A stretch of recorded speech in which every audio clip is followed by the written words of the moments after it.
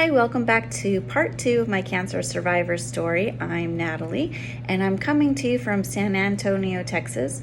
I'm here on a work assignment, and I'm filming this from my hotel room. So in part 1, I went into a little bit of detail about the kind of chemo that I received and referenced the port through which I received it. For my first 3 chemo treatments, I received chemotherapy intravenously through the veins in my left and right arm. And at the time, the veins in my arms were actually really good, and I didn't think that a port was necessary. However, after my second infusion, my veins were in really bad shape, and the nurses had to stick me several times before they could find a good vein. On the morning of my 3rd infusion, it took several nurses and an ultrasound to find a suitable vein. And it was during that 3rd infusion that the vein in my right arm burst during the middle of my treatment. And as soon as it happened, the nurse stopped the infusion, and then she had to find another vein with an ultrasound. It was at this time that I decided to have a port installed for my 3 final chemotherapy treatments.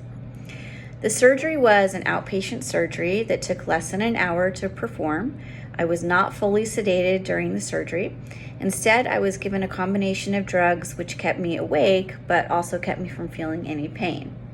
On the day of my 4th chemo infusion, the nurse cleansed and sanitized the port and inserted an IV catheter, and it was a very smooth and easy process. As a side note, lidocaine cream is available and can be applied to the site where the IV catheter is inserted, so no pain is felt. However, I opted to forego the lidocaine, and I was just fine. So when my 6th and last chemo infusion was complete, I once again went under the knife to have the port removed. And as you can see right here, I have a permanent scar. And I would say it's approximately 3 inches long. See if we can get a little closer shot for you. I do still have issues from the day that my vein burst during chemotherapy. In fact, just today I went in to have lab work done, and a very experienced nurse could not find a vein, and I was unable to get my blood drawn. But other than that, I have made a full recovery, and I am wanting to get a tattoo done around my port, and it's not because I'm ashamed or embarrassed of it.